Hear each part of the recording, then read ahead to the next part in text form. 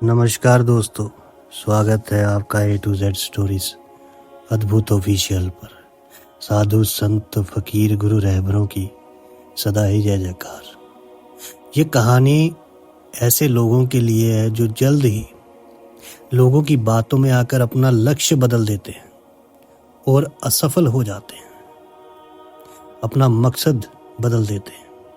एक गांव में एक प्रसिद्ध पंडित रहते थे। उस पंडित का नाम गंगाराम था।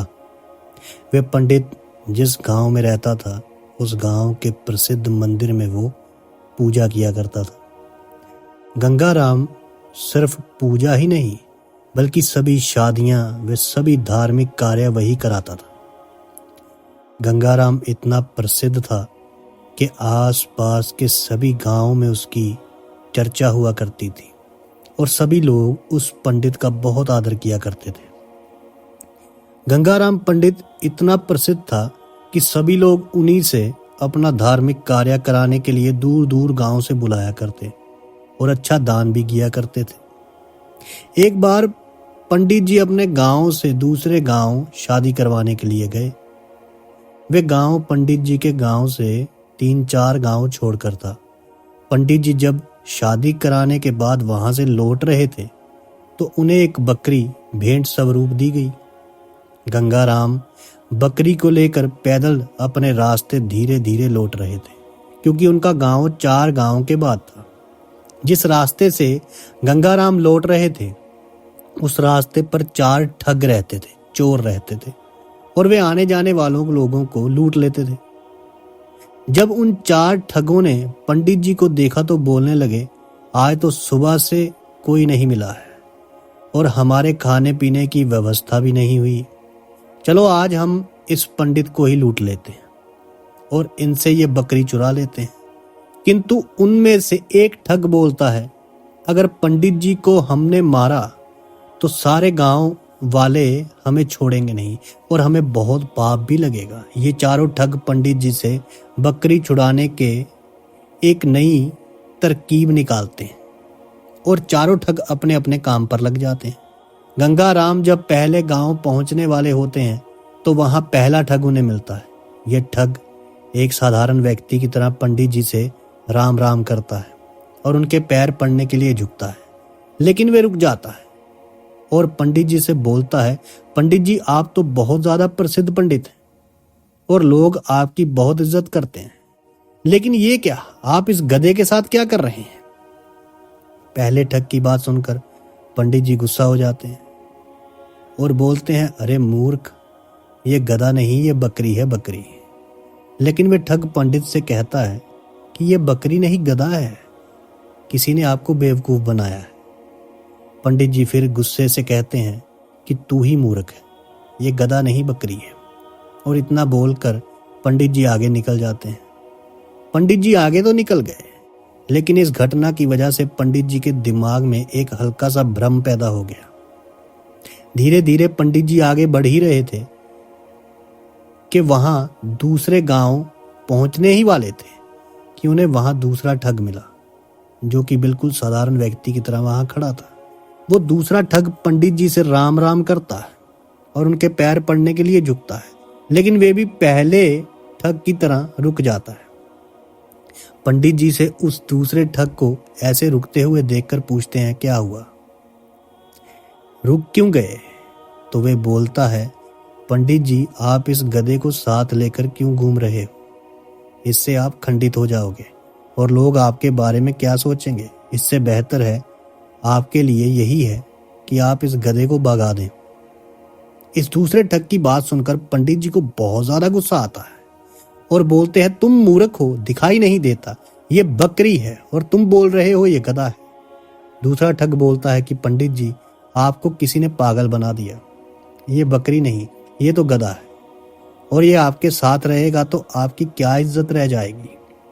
ये सुनते ही पंडित जी सोचने लगे कि ये क्या बोल रहा है, मैं तो बकरी लाया, पर ये सब इसे गधा क्यों बोल रहे हैं? कहीं मैं सच में गधे को लेकर तो नहीं घूम रहा। अब पंडित जी सोच में पड़ जाते हैं और वो ठग वहां से चला जाता है और पंडित जी भी आगे बढ़ने लगते हैं। पंडित जी के दिमाग में अभी भी ये बात चल रही थी कि ये बकरी है या गधा। जब पंडित जी तीसरे गांव में पहुंचने वाले होते हैं तो उन्हें वहां तीसरा ठग मिलता है। वो भी पंडित जी से राम राम करता है और पैर पड़ने के लिए झुकता है, लेकिन रुक जाता है। तो पंडित जी पूछते हैं क्या हुआ। तो वे ठग पंडित जी से बोलता है, पंडित जी बाकी सब तो ठीक है, आप इस गधे के साथ क्यों घूम रहे हैं? तीसरे ठग की बात सुनकर पंडित जी कहते हैं कि मैं इस गधे को लेकर गांव के बाहर छोड़ने जा रहा हूं। मुझे रास्ते में दयनीय हालत में मिला था। और पंडित जी वहां से निकल जाते हैं। ये तीनों ठगों की बात सुनकर पंडित जी का विश्वास खुद से उठ जाता है और उन्हें लगता है कि लोग सही बोल रहे हैं और मैं गलत हूं। लेकिन फिर सोचते हैं कि मैं सही। इसी तरह उनका विश्वास खुद पर से गिरने लगता है और सोचते हैं कि मैं अपने गांव पहुंचने वाला हूं। अगर ये बकरी नहीं हुई और गधा हुआ तो लोग मेरे बारे में क्या सोचेंगे?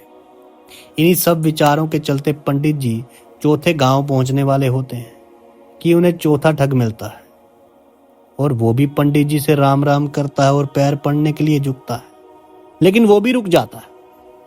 पंडित जी इस चौथे ठग से पूछते हैं क्या हुआ। तो वे पंडित जी को कहता है कि पंडित जी आप इस गधे को साथ में लेकर क्यों चल रहे हो? पंडित जी उस चौथे ठग से कहते हैं कि मैं इस गधे को गांव के बाहर छोड़ने ही वाला था। तो वे ठग बोलता है कि पंडित जी ये गधा आपको शोभा नहीं देता, लोग आपके बारे में क्या क्या सोचेंगे, आप इसे मुझे दे दीजिए, मैं इसे बाहर छोड़ आऊंगा।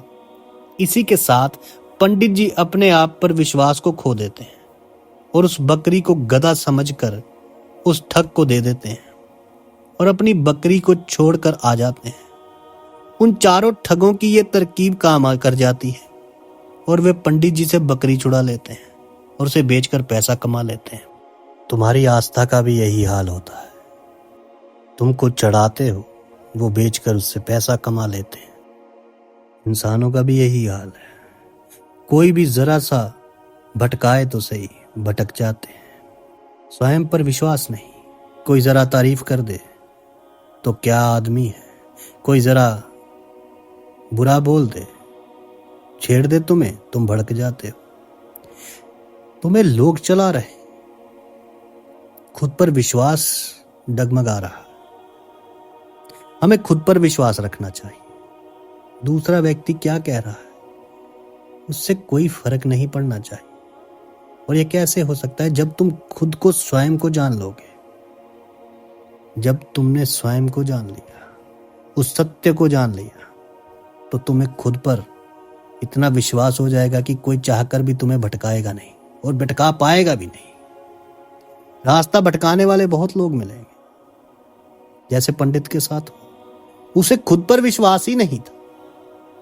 यदि खुद पर विश्वास होता, स्वयं सत्य तक पहुंच गया होता, तो जितने मर्जी झूठे आते उसे फर्क ही नहीं पड़ता, क्योंकि सत्य को जान लिया था। सत्य को जानना होगा, स्वयं को जानना, खुद पर विश्वास रखना होगा, तभी मंजिलें मिलेंगी। यही साधु फकीरों का कहना है। किसी और की बातों में नहीं, स्वयं की बातों पर विश्वास करना है, क्योंकि स्वयं को जान लेना ही उसको जान लेना है। साधु संत फकीर गुरु रहबरों की सदा ही जय जयकार।